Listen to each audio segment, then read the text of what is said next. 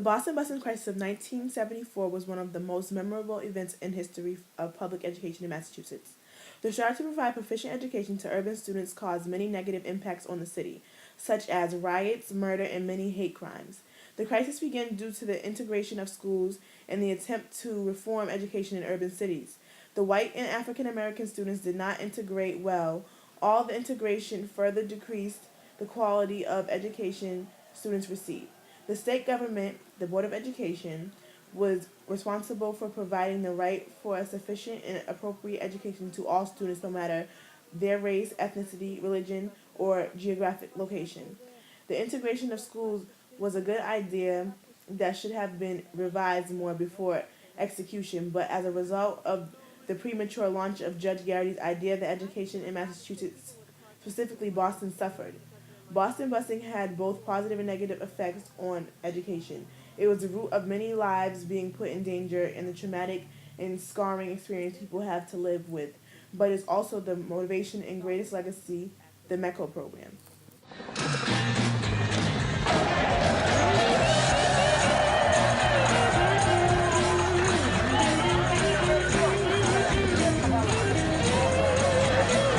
There must be some kind of way out of here. I don't think our children should be bused to Roxbury. Why should I go there? I got a school right across the street, one down the street and one up the street.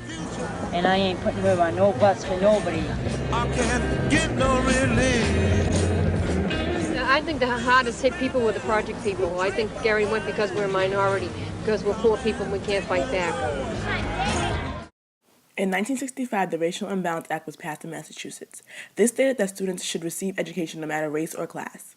Following the passing of this act, the Board of Education was initially charged for inequity around race or class. At this time, the school system had to desegregate or they could possibly lose state funding.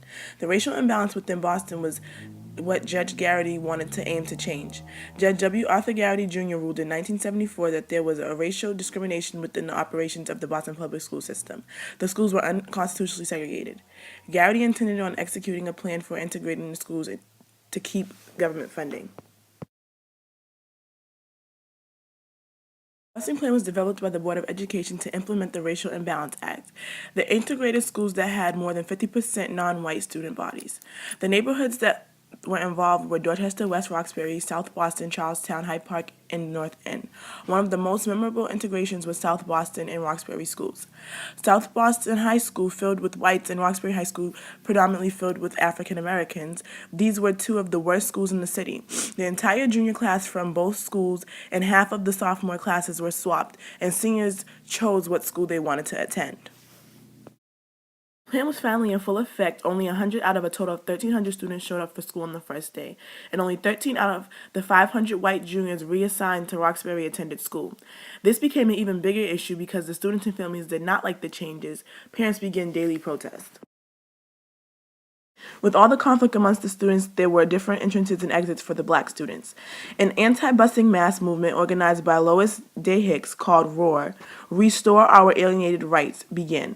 Criticism rose amongst Boston residents, and the school attendance dropped between 40% and 60% during these years.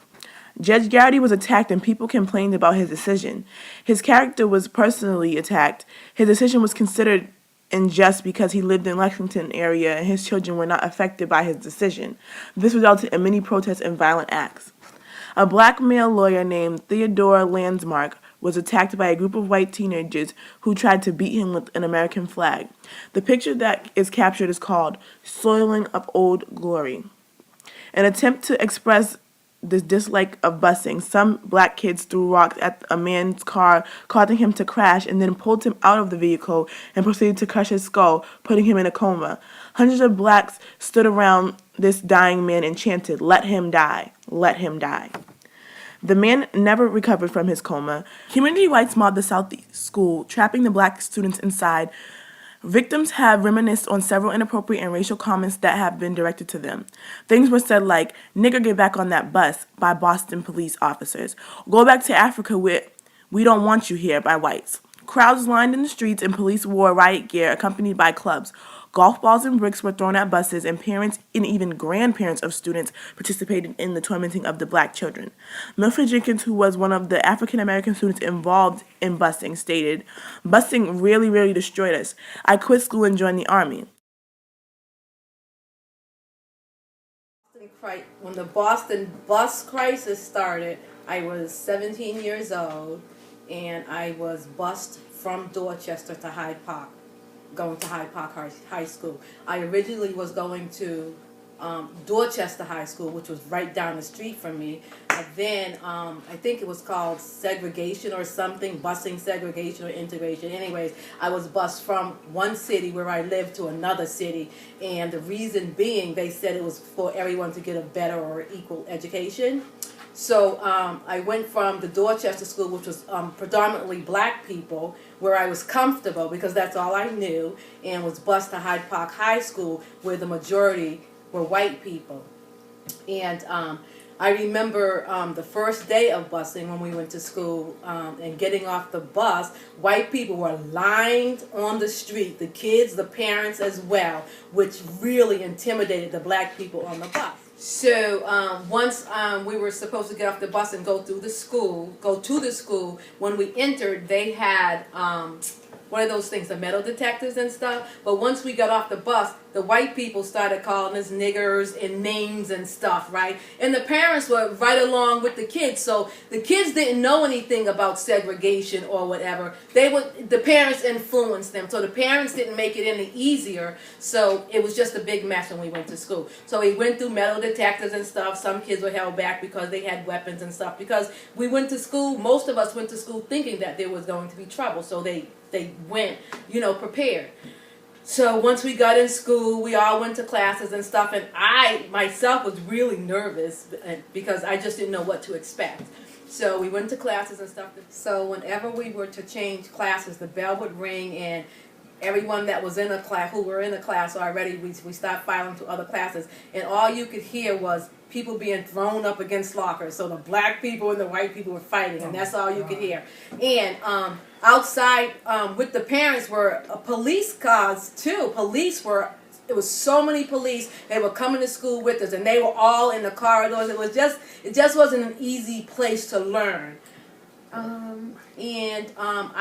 I can't remember really learning that much because I was scared. I was like petrified. Whenever the bell rang, I'm like, oh God, are they going to hit me? Am I going to be in trouble? I didn't know what was going to happen. And then when the bell rang for us to go home and we were supposed to get back on the school buses, same thing started again. White kids start throwing rocks and stuff at the buses, yelling niggers go home and all kinds of stuff. It was really terrible. I think that was the first year of busing, and I graduated. I can't tell you I graduated with honors because I just can't even tell you what I learned that year.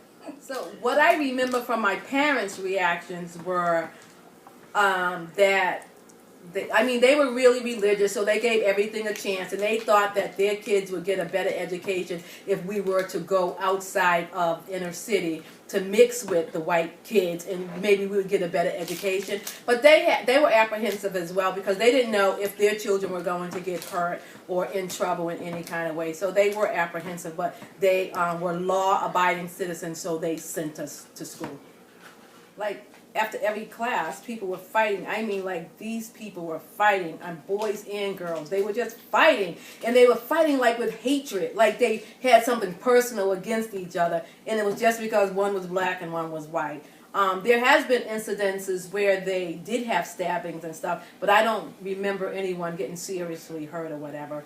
And nothing ever went too far because the police were lining the hallways just like they were one of us walking from class to class as well. So I was never affected personally by police brutality or no white person in authority that I know of. But I remember one day walking down the street with a group of black people, and it was police outside, and so they looked in the police car and called them pigs. And one police rolled down his window and said, "Your mother's a pig."